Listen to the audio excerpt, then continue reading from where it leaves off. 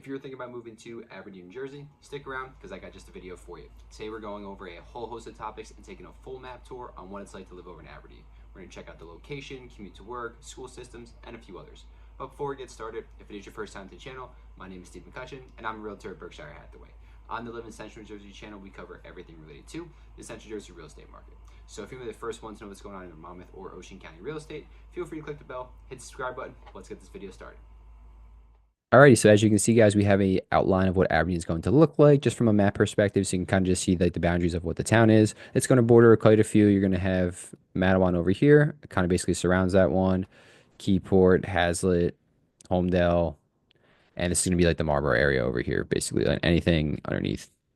So borders quite a few different towns. It's got a decent sized population, honestly, believe it or not. It's about like 19,500 people, kind of all the 2020 census. So again, relatively pretty nice in terms of just size in Monmouth County. Or I'm sorry, just in terms of where it's located in Monmouth County. You're going to see it's more in the northern part. It's highlighted up here for you. Well, definitely the northern part. And like I mentioned, it kind of borders a couple different towns already. So that's where it's going to be located. So the most northern part of Monmouth County, but also great because it's going to have a couple of different major roadways that we're going to run through real quick. That's a little sneak peek there with the schooling over there. So the first one we're going to want to cover down here to the southern part of Aberdeen. This is going to be Route 34. It's going to run north to south. It's also going to be one of the major, not major highways, but one of the better highways to use here in Aberdeen Township. As you're strolling, you'll notice we'll go through this later, but you're going to have different shops, plazas, and everything like that. That's going to be basically on Route 34. And then same thing over here on Route 35. We're going to have another section up here. This is also going to have a lot of great shopping in this area, and that extends all the way into Hazlitt and beyond. It's realistically, this roadway actually runs all the way down to Point Pleasant and farther into Ocean County. So, and it goes north to south. The last major roadway that we're going to have, that's going to be the Garden State Parkway. This is going to be one of the two bigger ones that we have here in New Jersey, and that's going to bring you from New York all the way down to the most southern point over in Cape May. So, really nice roadway to drive on. There's not going to be any lights. You're obviously going to hit traffic once you get into the most northern part near the New York area. That's just how it is with rush hour, but we'll get that in just a second. This is going to be a toll road where the other ones that we just mentioned are not. So just be aware of that, especially when you're going to the city. We'll also, there's a new congestion toll that we got to talk about too. So, but that's pretty much the gist of what's going on in Aberdeen for the most part. A couple different major roadways, nice sized town, good population, nothing really crazy right there. So, like I said, I want to talk about the commute to work. A lot of time when people will live in Monmouth County is because they want to commute into New York City for like the money. It's just a little bit better up there in the northern part, but also at the same time, it's going to you have a better overall quality of life living here in Jersey, right? So that's the main reason most people will do that. And then when you want to get into New York City, you're going to have three different options for you. So the first one, like we just already mentioned, I'll honestly just pull up the map for you. That's going to be just driving yourself. So let's just say you want to get to New York City. Type that in for you real fast. It's going to give you a couple different routes. Here's the most common one, probably right here. Taking the Garden State Parkway, like we already mentioned. And then right here, or see where it says Route 95. This is actually going to be the New Jersey Turnpike, and they're going to intersect. So if you wanted to keep taking the Garden State Parkway up, you can go that route. But this one's saying that the New Jersey Turnpike is going to be better.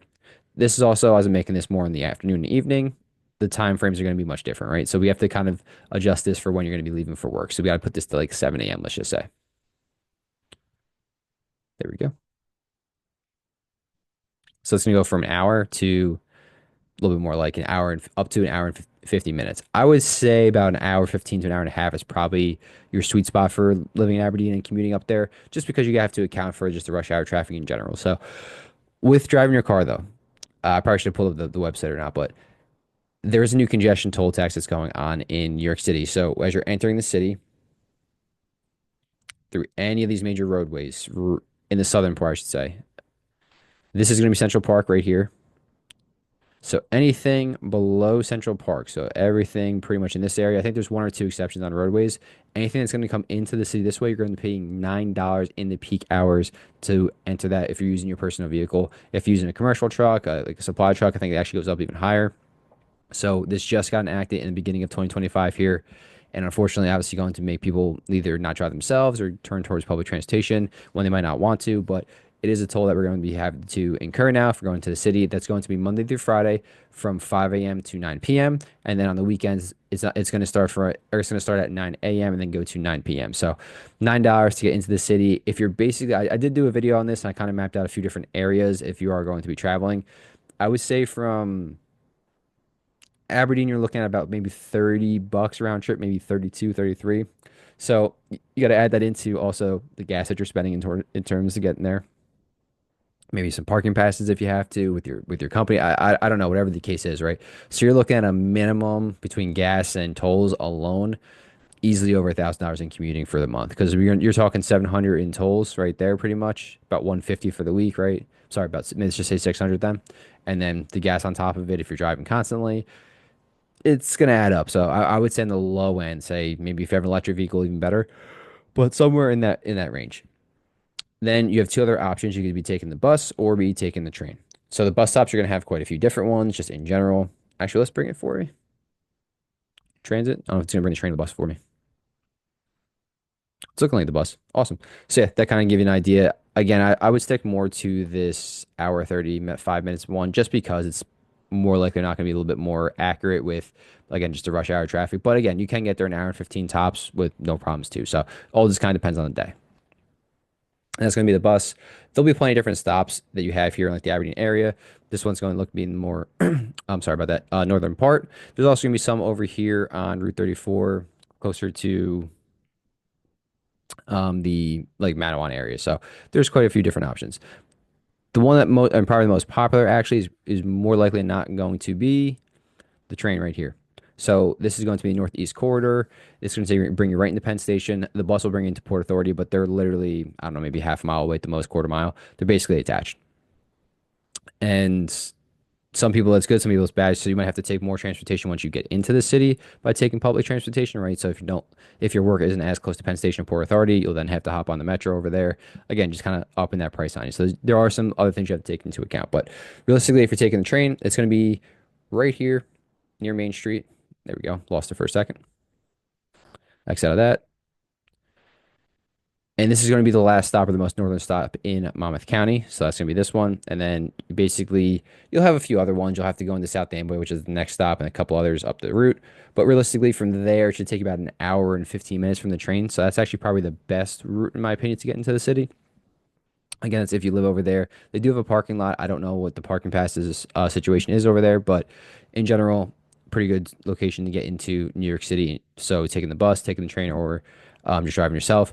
If you really want to get fancy, there actually are ferry options over here. They kind of outline it a little bit for you with these paths. I would say that's out of the way though. You have to go so far east in order to get like to the ports over there. So I don't think that'd be the most efficient way.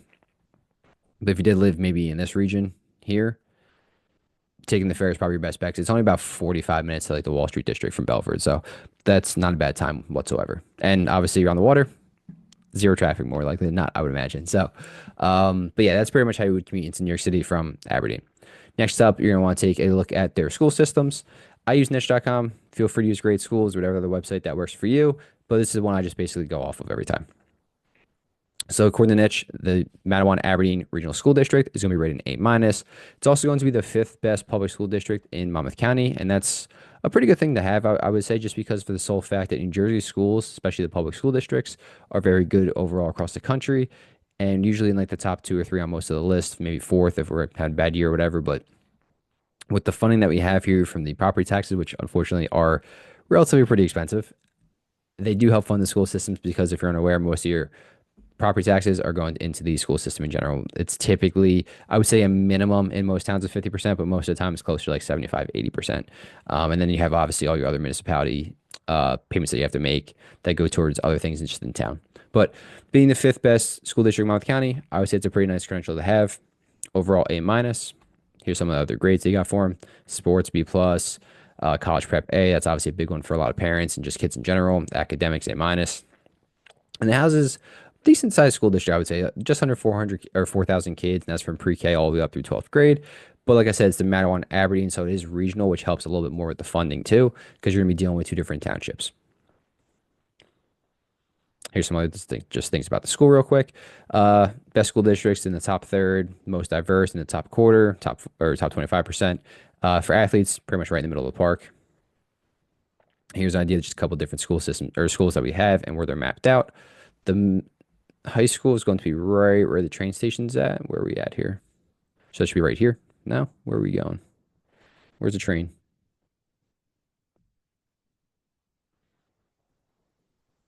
Lost it. No. There we go. Train station's right there. It's like very close to it. Yeah, because train would be like right around there. Okay. So that's where the high school is going to be at. And then obviously you have more schools in the northern part and the southern part. So you're gonna have like Matawan's gonna have like their own school district from K through 8, or not like not their own school district, but their own like I guess elementary, middle school. Same with Aberdeen, and then or sorry, the elementaries are the middle. They're gonna be combined into one, and same with the high school. Although it is Matawan High School or Matawan Regional, it's not gonna be Aberdeen. So you got four elementary. This one's going to be pre-K, the one middle, and the one high school. Let's move along. Just a couple different things about it. Really nothing crazy. 13-to-1 student teacher ratio. So it theoretically should be some smaller class sizes there. And it says the national average is 17-to-1. So it's on the smaller side for that. That's pretty much about it. You got some reviews down here from just previous students. Most of them seem to be 4 or 5 stars, a couple average ones, but really not too many poor or terrible, which is a good sign in my opinion, at least. I feel like most of the time, if you're going out of your way to make a review like that, most times than not, it's probably something that like a negative, I would think. But so it's nice to see that they have some positive ones there. But overall, nothing crazy with the school system. We can go through the top ones real fast. I think hopefully this brings us to there. I think it does. So number one's actually going between the neighboring town over in Homedale. Then you got the Freehold Regional High School District. We talk about that a lot on the channel because that's made up of six different towns, 6 different schools. So that shows up quite often. Upper Regional, that's going to be in like the southwest part of Monmouth County. That's your Allentown, Upper Freehold, and Millstone gets thrown in there too. Manasquan, most southern part, pretty much in Monmouth County. So it's on the opposite side of here from Aberdeen. And then you got the Matawan Aberdeen School District. So list goes on and on. I think they have a couple in the A's, goes up to like 8 of them or so. It has the sorts of B plus. So really can't complain. If you're in the top 5 for a school district and it's in New Jersey, that's a relatively good sign. And most of the time, I would say too, with our school districts, if you're in the central and northern part, those are typically our better ones, just because that's where the most funding is going to be. You have the higher property taxes, higher home prices, so obviously they're going to have a little bit more room to play with just the funding. One thing, if you have seen it recently, in just like the news in general, the school systems, their basic test for teachers to become like qualified, I guess, has now been eliminated. They don't have to do the reading, writing, and math test anymore. We have a shortage of teachers, and they thought this was a barrier to entry for it. Whether you think it's a good idea or not, I don't know. But um, even though most of the districts in themselves, if you are, let's say, a history teacher, for instance, you then still have to pass your like major your class exam. So if you're a history teacher, you take a history exam. You have to have a minimum GPA in college for your major. Still have to have a bachelor's degree. So there are still plenty of qualifications. I don't see this hindering the education process too much, but it's obviously way too soon to tell. It just got enacted, so we'll have to wait a couple of years to even see if this was realistically something big or not too much at all. But that's pretty much it for the school districts, and we kind of move on to the housing. So I pulled up the statistics right away for Aberdeen in general. This is directly from our MLS, Flex MLS. So absorption rate is the major thing to look at here. It's going to be this graph. Right now we're sitting at about just under 2 months worth of inventory, but this is kind of cool, the time period we're doing this in. So we see like the whole 2014 or 2024 as a year. At one point, they only had about zero point 0.6, zero point 0.7 months worth of inventory. And why this graph means something is to just let you know what kind of market we're in. So anything under 6 months is going to be considered a seller's market. So at half a month's worth of inventory, that is a ridiculous seller's market. You can pretty much slap a price tag on it and it's going to go. Not every township is going to be like that throughout the year. A lot of that has to do with also the price ranges. You know, if you're over in Colts Neck, obviously $30 million home, that's not going to go right. That's not going to go in the first day, right? It's not many buyers for that one. But in Aberdeen, I guess the prices are going to be enough to. And again, it's a great location, commuting wise, phenomenal for the city. But just in general, heavy sellers market in there. Even now, like sitting at 1.94 months of inventory, it's under 2 or just at 2. Still really good for sellers and a little bit tougher for buyers. Days on market, relatively pretty stagnant for the most part. Obviously, you see a lot of fluctuations, but that can vary too, just kind of what kind of houses we have. But also, you're going to see the lower points for the most part are all going to be during the summer months. You have one outlier there in May that's a little higher, but overall, more homes. We're cyclical, right? So more homes are going to be on the market longer during the winter months or the colder months, typically our deader time versus the summer and spring months when everyone's trying to move, get in for the new school district and that kind of thing. So that's roughly what we're kind of looking at for just the market there. Price points wise, how are we going from the last year? Unfortunately, when I'm doing this video, January statistics haven't come out yet, so we're going to be dealing with 2024 and 23 still. But just taking a look at them, the median list prices and where they were at, and then the median sales. So sales are obviously the ones you want to look at, right? See what actually sold in the area. There's a pretty significant jump here. That's going to be 21%, which is kind of nuts. If I had to guess, maybe you had a couple extra higher price ones here in Aberdeen. That's a very big spread. Most times or not, you're going to see maybe even in New Jersey, 10%, which has been pretty common over the last couple of years, but 20 is a little above the average. So I would think maybe just some higher end homes sold versus maybe the previous year we had a couple more on the lower side. That's relatively about it. Not saying prices haven't gone up. They definitely have. That's not even out of question. But more likely not, at least that dramatic of a difference. That's what I would expect. Weird part though, less homes sold. Not uncommon over the course of 2024 though. Some towns made a rebound towards the end of the year. So from like that fall to winter time, we saw a little bit more. But their sales were down 20% when the prices were increased 20%, which means obviously with the shortage of homes that we had, if you're looking to get into the area, you obviously have to outbid the next person that's trying to move into there. Even with the interest rates we have today in that 7% range, it's still not holding people back. If they got to move, they got to move. And being such a good area with the train, a bus, and driving yourself into the city, it's a hot market over there. So sales are down, prices were sky high. So again, I'm completely speculating. I don't know the exact amount of homes and what they were sold price wise, but if I had to guess, at least that was part of the reason. But at the same time, if we're seeing that much of a shortage of the market, maybe that 20% is as accurate as it gets. So here's what happened over the course of the last year. We break it down to three different categories on our MLS. You got adult communities, condos, and townhomes are in there, and then you got single families. No adult communities, to my knowledge, are going to be in this area, so we're just going to skip right to the condos. And this is, I think I did active and everything, right? Yeah, so this is all active currently, pending currently, and closed sales for the past year. Price point wise, the lowest one we had that sold was 260. Highest one was 655. So that just kind of gives you a ballpark range of where the prices will be. And like obviously different models. You can just see from the photos here on the left side that these higher price ones, they're all in that townhome style. So you're going to be looking at like multi-leveled, 2, 3 stories. These are also going to be a little bit bigger, closer to 2,000 square feet. Versus on the other end, the ones near the top that we were just talking about, I have these in price order. These are all going to be like your one level condos, and they're going to be smaller, right? So this is going to be 1 beds, 2 beds, less than 1,000 square feet. So just kind of give you an idea of where you're at. So if you want something that's going to be like a starter home, they are possible to find over here, especially on the condos. But you're paying what you get for it. These are going to be a little bit smaller. As you move your way up a little bit, I would say 350 to probably 500. It's going to be like the bulk of your sales, it looks like, and then you have those outliers on either end. But that's what we're going to have for the condos and townhomes. And just by location wise, you can see majority of them are going to be kind of in this Route 34 area. There's a couple communities over there, which is nice because you're really close to the shops. You can't see. And that one little section of 34 I mentioned earlier in the video, that's going to be a nice little area right there. Moving on to the single families. So we had 54 condos and townhomes active, sold, all that kind of stuff. And then the other the other 75% is going to be the single family variety. And they're going to be spread out pretty much throughout the entire part of Aberdeen. There's not going to be like a central location. So you're going to have some in the Cliffwood Beach area, Cliffwood section, all this going on over here in the main Aberdeen section. So price point wise here,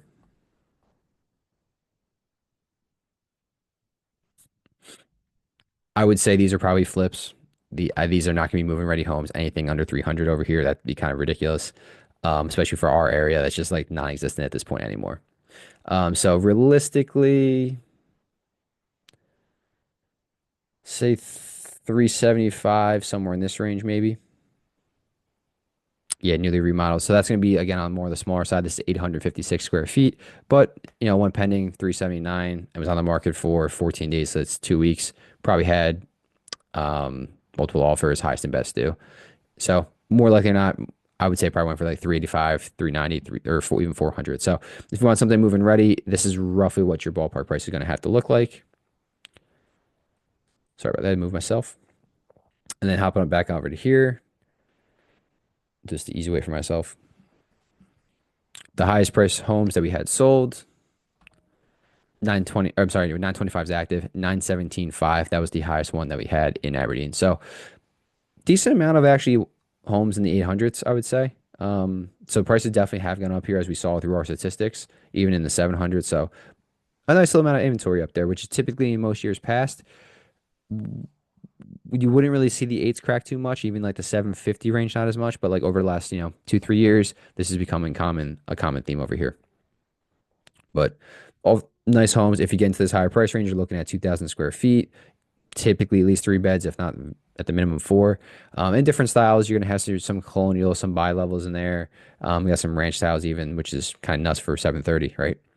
But that's what it's like living in Jersey, unfortunately. But so anywhere, I would say 375, 400 on the low end, and you can go as high as apparently $917,000. So, decent range, but also at the same time, really not too crazy. We see some towns will do from 400,000 all the way up to 2 million. It all depends, right? So that's what we're looking at for home price wise in Aberdeen. Now, what about maybe just the shopping and dining options that you're going to have here? Well, we mentioned before, Route 34 is going to be one of the like hotspots in a sense. And this is going to go into the Matawan section too. Lavotti's awesome spot, highly recommend it. I don't know if this was their first location in Monmouth County. I'm not 100%, but they actually have one down in Freehold now. They got one by me in Brick, which is awesome. Pretty hyped about that. It's like kind of like that old school, like more like Italian deli, which is really nice. But it's big. It's a nice size market. You're gonna have a lot of different meats, mozzarella, different cheeses as you move into this Matawan area. So it's kind of like right where it crosses over. You can see some more shops, Starbucks. Where are we at? There's gonna be MJ's over there. And you're gonna have, I don't know where it's at. Okay, I knew it was somewhere. I couldn't figure it out. ShopRite's gonna be here. Stop and Shop right in there. And again, this is going to be at Route 34. So basically, within a quarter mile of each other, you're going to have Lavotti's right here, ShopRite, Stop and Shop. Plenty of different options for you right there. And then if that's not good enough, on the northern side, you go up to Route 35 here. So that's gonna be this road over here again. As you get into Hazlitt, this is gonna be the exact same thing. You're gonna have a ShopRite, you're gonna have a Costco, you're gonna have Stop and Shop. I think an Aldi or Lidl, however you say it. It's gonna be over there.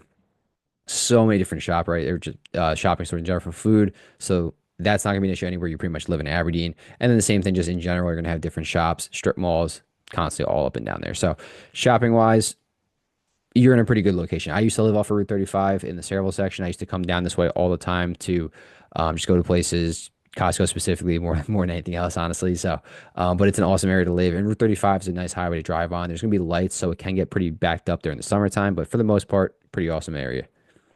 Then, if you want to just do some like dining options, MJ's up here. That's going to be a pretty good spot. It's more like your typical bar style food. They have a couple locations here in Jersey.